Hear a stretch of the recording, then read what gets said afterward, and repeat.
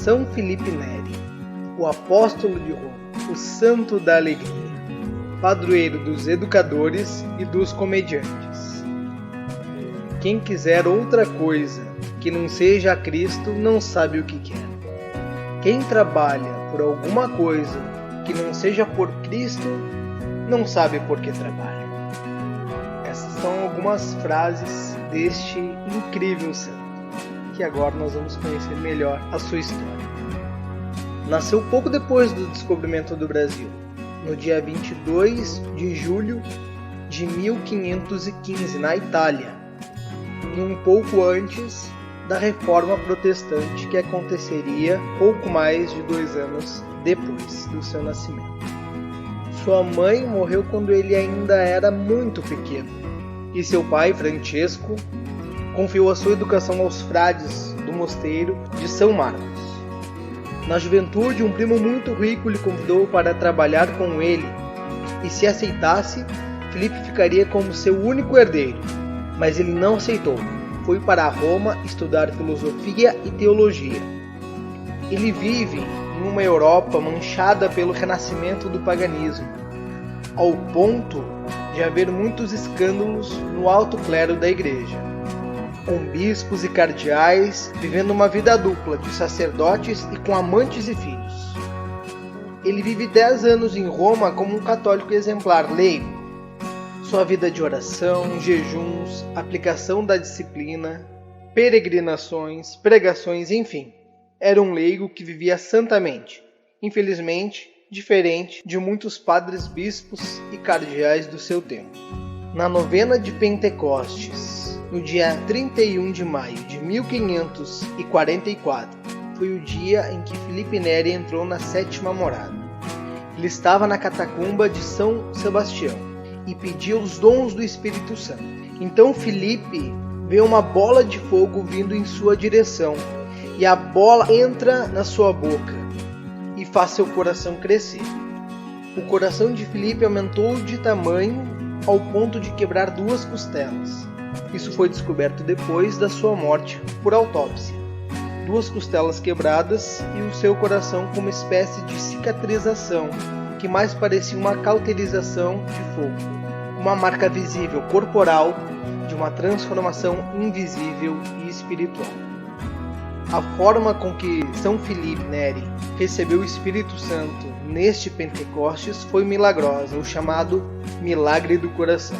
Daquele dia em diante, no seu peito havia uma protuberância. Seu coração batia de uma forma diferente dos demais, ardia de uma forma diferente dos demais. São Felipe recebia tantas graças de Deus que por vezes dizia: basta, basta, Senhor. Meu coração não aguenta tanta alegria, tanta consolação. Depois disso, seu diretor espiritual o convenceu a abraçar o sacerdócio. Ele foi ordenado padre e começou a evangelizar na cidade de Roma, enfrentando muitas calúnias e invejas, inclusive de cardeais. Todo tipo de maldade foi feita contra ele. Em determinado momento, foi proibido de celebrar os sacramentos e fazer pregações. E este grande santo passou por tudo isso com um bom humor extraordinário.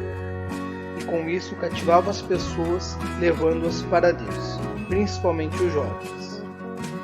Fundou a Irmandade da Santíssima Trindade para cuidar dos pobres. Muitas pessoas iam buscar a confissão com São Felipe, a ponto de se fazerem filas enormes, e o santo ficava horas e mais horas atendendo todos que o procuravam. Alguns confessores sabiam até onde ele guardava as chaves da sua casa, para que quando quisessem e precisassem a qualquer hora do dia ou da noite, pudessem ir até lá e se confessar. Uma mulher que costumava falar mal das pessoas buscava muitas vezes a confissão com o padre Felipe. Ele já havia lhe dado muitos conselhos, mas era sempre a mesma história. Na próxima confissão o pecado estava presente. Um dia então, ele lhe deu uma penitência curiosa. Pediu que quando matasse uma galinha para comer, separasse as penas e as espalhasse pela cidade. E ela fez como mandou o padre. Voltando a ele, perguntou: e agora, padre? Então ele pediu que ela voltasse nas ruas que espalhou as penas e as recolhesse para trazê-las para ele ver. Ela disse: mas padre, o vento levou para longe todas as penas. Como vou juntá-las novamente? Então o padre mostrou a maldade do seu pecado, que uma vez espalhadas, nunca mais seria possível cancelá-las. Quando celebrava a missa, no momento da consagração, em que tinha em suas mãos pão e vinho, que seriam transubstanciados em corpo, sangue, alma e divindade de Nosso Senhor Jesus Cristo, era tal o amor que ele tinha que muitas vezes ele se elevava do solo em êxtase, ficando 2 palmos acima do solo, olhando para Nosso Senhor Jesus Cristo. E todo o povo da igreja ficava olhando para ele e para a hóstia consagrada. Justamente por isso, alguns padres o invejavam. O padre Atílio Serrano quis ver se era verdade o que se dizia pela cidade. O santo, ao perceber que estava sendo observado, reprimiu seus êxtases e começou a pronunciar propositalmente mal o latim durante a celebração. Quando ele errava alguma palavra, Serrano franzia o rosto e balançava a cabeça em sinal de desprezo. Ele saiu dizendo: "Este seria o santo que não sabe latim? Um ignorante assim entra em êxtase? Não posso acreditar." Quando terminou a Santa Missa, Filipe perguntou ao sacristão como foi a reação do padre Atílio. O sacristão contou tudo. Padre Filipe então deu uma grande gargalhada. Preferia ser tido como ignorante do que como santo. A humildade deste santo era comovente. Fundou também a congregação dos padres do oratório. Em determinado momento da sua vida, uma prostituta mandou dizer ao padre que ela estava morrendo. Então ele prontamente saiu para atender a enferma. Chegou lá e ela estava vestida com muito pouca roupa. E a roupa que tinha era de uma transparência tal que deixava pouco espaço para a imaginação. São Filipe, ao ver a armadilha que tinha caído, saiu imediatamente do quarto. Ele disse que para vencer o pecado da luxúria, a melhor ação era fugir e nunca enfrentar. Não debata com o demônio sobre a luxúria, porque ele tem argumentos mais fortes, e você estará sempre em desvantagem. Serão sempre 2 contra 1. O demônio e o seu corpo contra a sua vontade de tentar permanecer livre do pecado. Quando seus dirigidos espirituais tinham alguma dificuldade com a pureza, São Filipe aproximava a cabeça do confessor no seu peito, no coração expandido pelo Espírito Santo, e depois disto, esses homens ficavam meses sem nenhum tipo de tentação contra a pureza. Em um diálogo com um cardeal perseguidor que criticava Filipe Neri por admitir qualquer um na sua comunidade, dizendo que o padre deveria ser mais criterioso, o santo responde que não é capaz de qualificar as pessoas e dizer quem pode ou não pode entrar na igreja. O cardeal diz que pode ir até lá e fazer avaliação para ele, purificando a comunidade. São Filipe Neri, na sua bem-humorada sabedoria, responde: "Se Vossa Eminência me falar a passagem do Evangelho com os critérios que devo aplicar, eu mesmo posso fazê-lo. Assim o senhor não precisaria ter este trabalho." Outro clamoroso milagre do santo foi a ressurreição de Paulo Máximo. Paulo era um menino que estava muito doente e esteve neste estado por 2 meses. São Filipe pediu à família que quando ele piorasse, deveriam chamá-lo. Mas isso aconteceu quando ele estava celebrando uma missa. De forma que quando chegou o menino, a família já o estava preparando para ser velado. Então Filipe chama repetidas vezes pelo menino. Ele então desperta, confessa um pecado que havia retido. Filipe pergunta a ele se quer ficar ou partir. Ele responde que viu sua mãe e sua irmã no céu, uma imagem maravilhosa e que queria estar com elas. São Filipe diz a São Paulo Máximo: "Vai com Deus, meu filho." Apesar de ser um grande místico, São Filipe fazia questão de parecer um palhaço, um bobo da corte. Contava muitas piadas, em sua maioria sobre ele mesmo. Colocava sapatos brancos com batina preta, vestia a batina ao avesso. Para ele a humilhação era uma grande arma contra a soberba.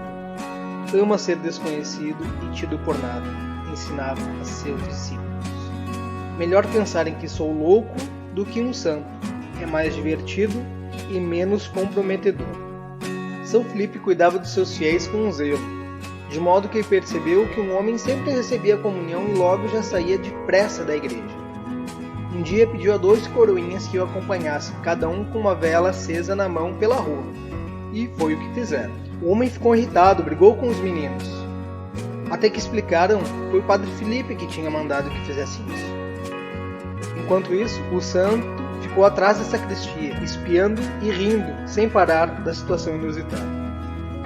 O homem então voltou à igreja para perguntar ao padre o que estava acontecendo. São Filipe disse que a norma da igreja é que onde esteja Cristo, que se tenha também 2 velas, uma de cada lado. O homem ficou surpreso e disse que saía logo após a comunhão, pois tinha que voltar para o seu trabalho.